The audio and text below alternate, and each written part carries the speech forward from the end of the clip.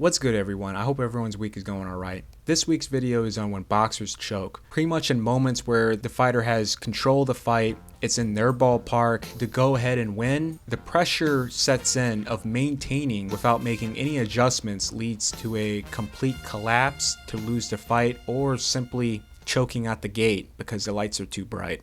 With that being said, let's start the video.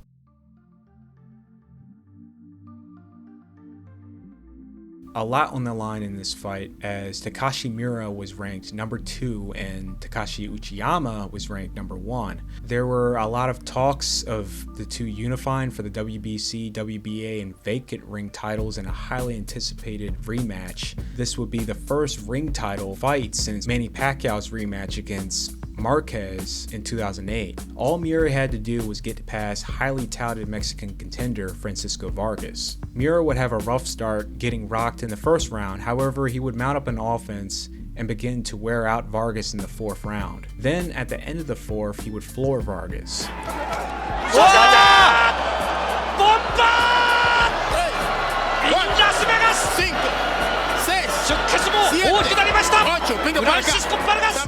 After the knockdown, Vargas had nothing left in the tank as Miura was banging away. Vargas would be up in round 8 based on activity, but he would quickly lose that round as Miura cracked him, causing Vargas to stumble into the ropes, with Miura trying to finish him off for Vargas to be saved by the bell.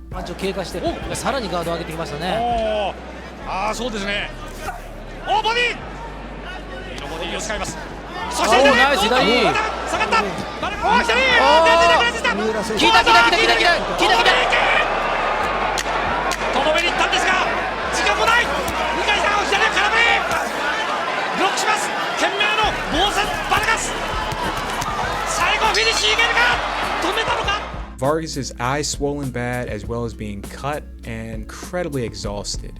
Vargas was in horrible shape coming into the 9th round. Miura had full momentum coming into the final quarter of the fight, and patience will be his best friend. Right at the start of the 9th, Miura came rushing in with his guard down in efforts to go for the stoppage, not knowing Vargas is going for an offensive Hail Mary, as this is pretty much it for him. Everything Vargas threw that needed to land not only landed perfectly, but more power was added on as Miura ran right into him unguarded, resulting in Vargas to drop Miura.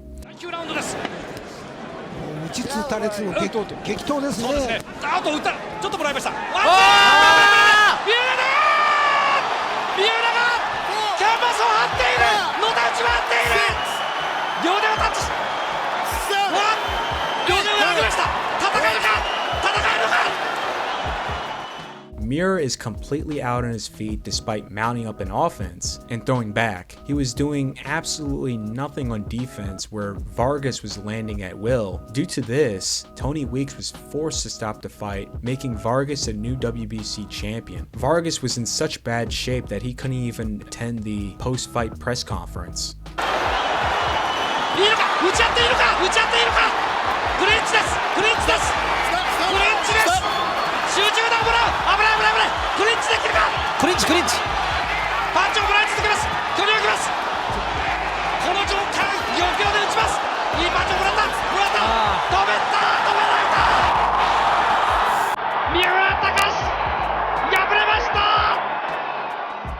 On a personal note, this event, Canelo Cotto, was the first event I ever worked and the first boxing event I've ever been to. At the second half of the fight, it was about 80% capacity in the venue and it was quiet. The crowd knew this fight was over for Vargas. He had a good run. When that knockdown came out of nowhere, it was a bit of a delayed reaction because folks weren't paying attention and some were just registering that the impossible just happened. That place was shaking, and then it was absolute chaos when the fight was stopped. I've worked many fights where the crowd energy was insane, but that burst of energy that happened when Vargas dropped Miura, I've never encountered that again. That was just insane. This was Joshua's big US debut to campaign his supremacy at heavyweight and promote what could have been his future undisputed unification against Deontay Wilder. He was originally set to face Big Baby Miller due to an alarming amount of growth hormones found in Miller's system. Andy Ruiz, who was ranked and already training for a call-up, was put in Miller's place. Ruiz came in as the 10-1 underdog, and it was looking like that. Joshua would drop Ruiz in the third. Instead of using his reach to finish Ruiz off from a distance, Joshua was overly aggressive, going for the finish from the inside, which benefits Ruiz, who has a far shorter reach than Joshua, making his punches connect first. This resulted in Joshua to get knocked down and dropped by Ruiz. A now controlled situation could have resulted in a statement US debut is now a fight for survival. Joshua did not find a foot back in the fight after expending so much energy to survive that Ruiz was able to finish him off in the 7th round to become the unified heavyweight champion. Michael Griffin was giving him every chance, but Joshua was looking to his corner. In the world of prize fighting, Gonzalez by far has some of the worst luck. Oh, good body shot inside by Gonzalez. He's fighting a near perfect fight. Yeah, he's fighting like a machine tonight. Steadily moving in and out, punching, never losing his rhythm, never letting Vasquez get set. Vasquez lands a punch, he'll come back with 2 or 3 punches. More jabs per round and total punches for Vasquez, who is dumped right on the seat of his pants by a left hook. Oh, good body shot by Gonzalez. Ripping Vasquez twice. Gonzalez would begin to control the fight after the first 3, drop Vasquez in the 4th, then once again in the 6th round. Barrios of Argentina by the decision. There's a beautiful left hook and the second knockdown of the fight. Second time that Vasquez has been down. HBO complimented Gonzalez's ring generalship, saying he is fighting a near perfect fight. Harold Letterman would have Gonzalez 60-52 coming to the 7th round. He's moving up in weight, and he has so far completely dominated Israel Vasquez. Vasquez just hasn't gotten much done. Harold Letterman, how do you have it so far? Look at him, 6-0, 60-52, Johnny Gonzalez. I talk about ring generalship all the time. This is beautiful ring generalship. He keeps it at the end of that jab, perfect distance, works off the jab sets up the left hooks and the straight right hands. 6-0, Gonzalez. Gonzalez is dominating the 7th round. Just a slight defensive lapse as Gonzalez, the longer reach fighter in Vasquez's range, Vasquez would connect and he was able to drop Gonzalez. Just looking at his facial expression, he's never lost his determination and he's still punching with full power. I agree. I think he's going to go out on his shield. Good right hand there. There it is. Knocks Gonzalez down with a right hand. Yep. Well, I think we told you he wouldn't quit. Yeah, great right hand. He never lost his determination. You can see that in his face. That's why big punches are never out of the fight. That's why Vasquez is never out. Gonzalez gets his legs back and survives the 7th. Vasquez would have some moments, but it was still Gonzalez's fight, and he was on his way to victory road coming to the 10th round, if he stays up. In the final minutes of the 10th, Vasquez was able to find another opening and drop Gonzalez. Gonzalez would make the count, however, you can tell Gonzalez had nothing left in him, and the corner made the wise decision to throw in the towel before the fight resumed to save Gonzalez from any further damage. Good left hook by Vasquez, and he's wobbled Gonzalez again, and there's the second knockdown that Vasquez scores of Gonzalez, and Gonzalez doesn't look good. No. They're waving the flag in Johnny's corner. Why are they Vasquez doing that? has won the fight. They're throwing in the towel in Johnny Gonzalez's corner. Chavez Taylor all over. And he was winning that round to me up until the knockdown. I don't understand why they threw in the towel or called for the end of the fight. Before we get back with the video, be sure to hit that like button. YouTube has completely wrecked this page's reach, so if you enjoy the content, this is the best way to show your support, which I greatly appreciate. The comment section topic is, what is your top 3 best fights of this calendar year of 2025? Leave in the comments. Thanks for sticking around to the end, and let's get back to the video. Back-to-back Vasquez fights, one of the clutchest fighters of the 2000s. This was the 3rd fight between the two, the final fight to settle it, as both were incredibly entertaining. Both guys shared stoppages over each other.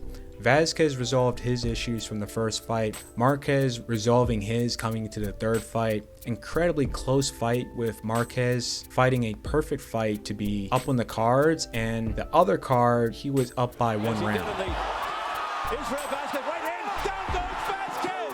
Vasquez down for the first time in the trilogy. Rafael Marquez. And you know, that was, oh wow, tremendous. There it is again, followed up by the hammer. Marquez, and this is power punch time, more than the hook. Meanwhile, it's Marquez coming out, started by a left hook on the inside. He just had to stay up, take what Vasquez gives to him, and he will walk away as the champion. Nacho gives Marquez incredibly conservative instructions, which fast forward, this was very similar to Pacquiao versus Marquez 3, which led to Marquez losing because of the 12th round. While Nacho is telling Vasquez to be conservative, not to gamble, Vasquez's people is telling him he needs to go out and finish the fight strong, guns blazing. This is your round. Finish this fight. Finish this fight. You'll catch him. Finish this fight now. This is the last round. Marquez fights off the back foot, being overly defensive, giving up many opportunities to load up and catch Vasquez. And Vasquez is landing many scoring shots because of Marquez's unwillingness to engage, resulting for his rhythm and timing to be completely out of whack whenever he tries to mount up a counter offense. Vasquez clearly winning this round. The only thing Marquez has in his back pocket is not going down. 10 seconds left in the fight. Marquez is making his final circle around the ring, and Vasquez catches him, then drops him with 6 seconds left on the clock. Vasquez, knowing that, just won him the fight. Marquez is in complete disbelief, knowing that lost him the fight. 10 seconds to go. A bloody Israel Vasquez. Marquez almost went down. Pat Russell says he did. It's a knockdown. As Vasquez will win by a narrow split decision to remain the champ and end their rivalry. A fighter I definitely loved watching for many years, but he sure does have some of the worst luck I've seen. Maybe the whole Oscar De La Hoya comparison early on, cemented in his US debut, cursed him, but my guy could not catch a break for a long while. Oscar had a beautiful left jab that was coming up. It had a strange left hook that was very effective. He was a better puncher probably than Linares. But for just all-around coordination and balance, I would say Linares is one of the best I've ever saw. Coming to 2009, Jorge Linares was one of boxing's rising stars. Brilliant hand speed, punching power, and boxing ability. He had become the WBC featherweight champion, dismantling Oscar Larios, then knocked out Guillermo Diaz, then moved up to super feather and became the WBA champion. This fight here was supposed to open doors for Linares and set him up for more opportunities to cross over to the mainstream in America. Despite the fight taking place in Japan, Oscar De La Hoya was actually supposed to have been attending this fight in Japan, but could not make it at the time, so there was a press release sent to be played during the broadcast. Linares would get dropped 46 seconds into the first round. From the broadcast, it looked like the punch never connected, but it sure did, as Linares was completely out on his feet. He would get dropped again, and despite making it up to his feet, he was just all over the place, and Salgado is now the champion. This would be named 2009 Upset of the Year by Ring Magazine. なんとかこのラウンドを語ればいいですから。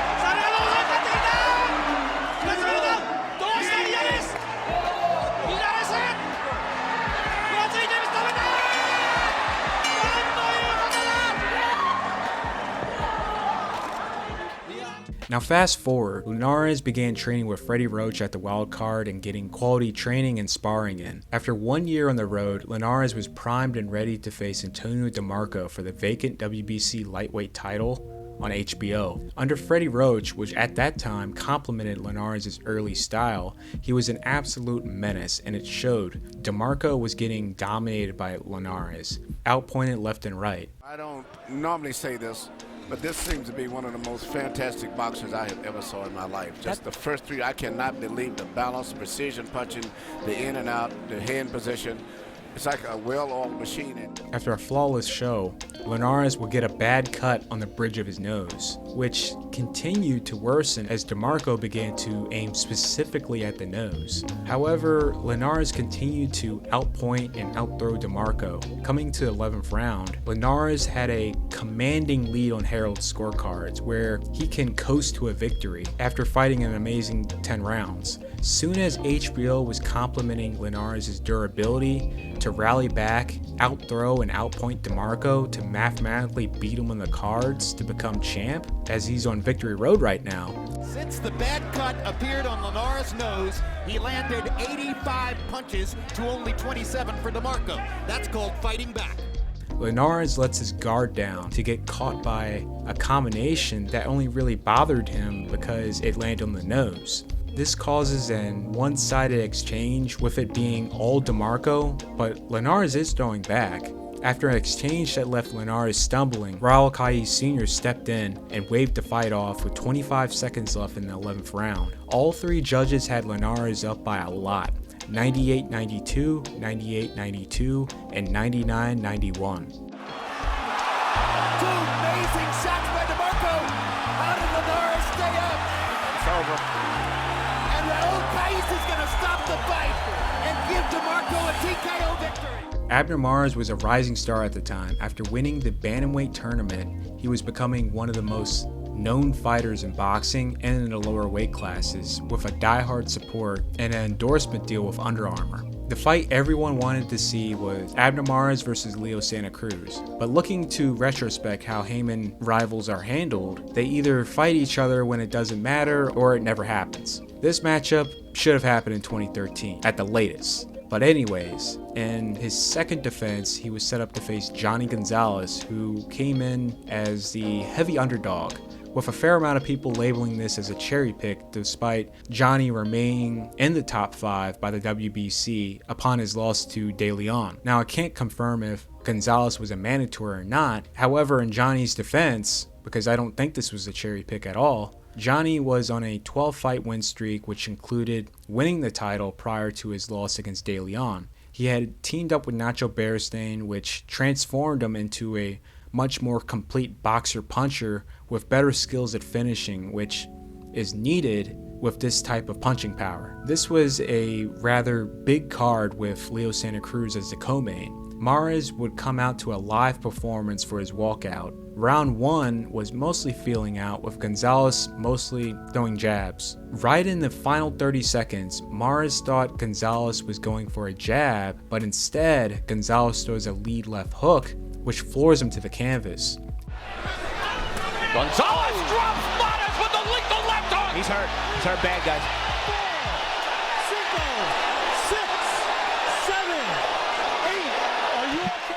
Mares, not even attempting to hold on and go on the defensive, goes toe-to-toe with Gonzalez, which led to a brutal finish by the former champ. Has a great left hook. He's knocked out a number of fighters with it. Mares has to hold, guys. He's got to hold. Goes down again. He's got to hold. Mamma mia! Gonzalez has done it. Like I said before, Gonzalez is one of the unluckiest prize fighters I came across. He wins fights he's not supposed to win and loses fights he's supposed to win.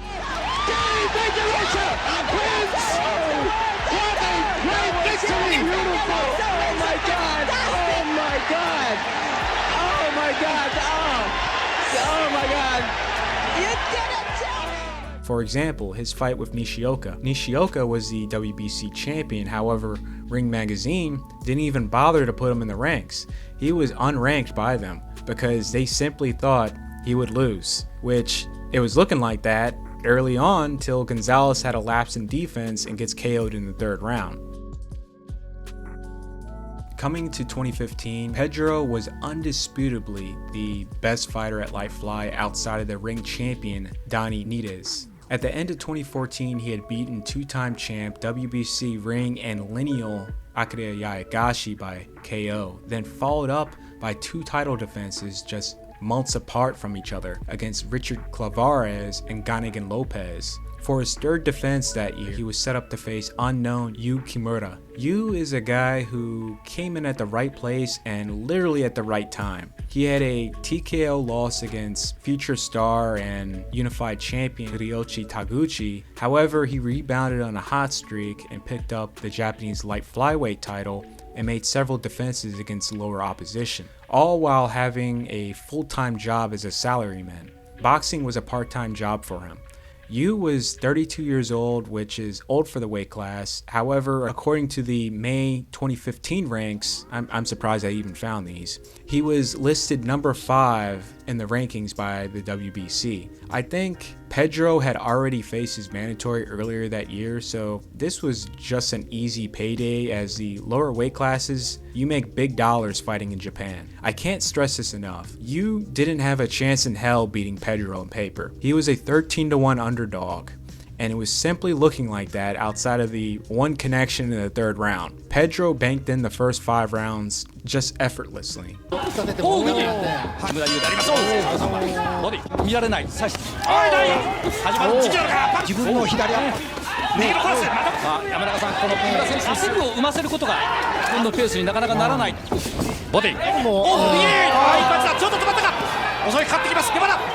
Yu, in a state that this is probably the only time ever he will be fighting for a title, just snapped. A complete 180. He found his rhythm and timing, and he began to connect, then outpoint. The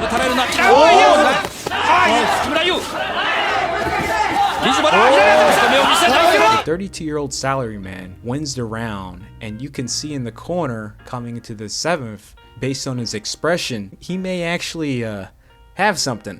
A football comparison here, this is like this season's Denver Broncos, somehow managing to score 33 points in the 4th quarter to beat the Giants 33-32. Except in this case, Pedro is the best in the weight class. Once the crowd realized that Kimura is tied and on the verge of beating Pedro, they rallied behind their guy, and when that happens, regardless of the sport, it's a wrap. It's an energy that goes both ways mentally.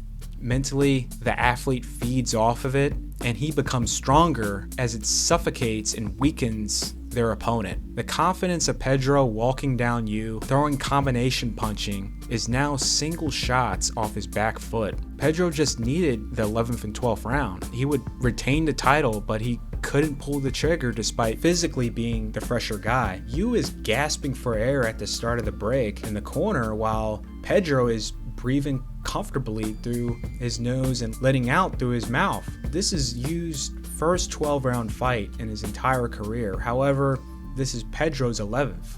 Yu would bag in 11 and 12 to win by split decision to become the WBC light flyweight champion.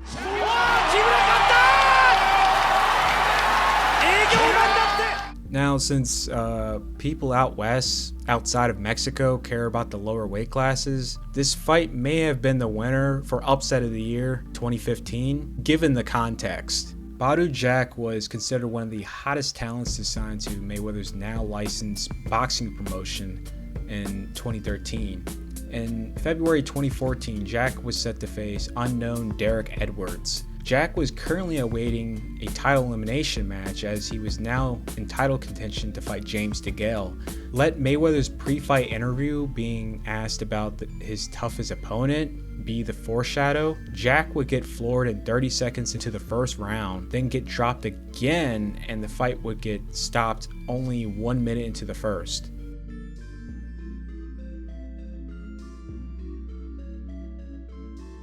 Dylan White, who was waiting forever for a fight for the WBC title as the #1 contender, was set to face Alexander Povetkin for the WBC silver and interim title. The fight was going as expected for the huge favorite White, as he would drop Povetkin twice in the 4th round. Right, and again, good counter shot, left hook, good shot. No need to be reckless. Oh, left uppercut, fantastic shot. Povetkin would be saved by the bell. In the heavyweight division, it's a weight class where anything can happen if your guy has a lapse in concentration, which in this case, it actually happened as Povetkin lands a Hail Mary laying White out cold.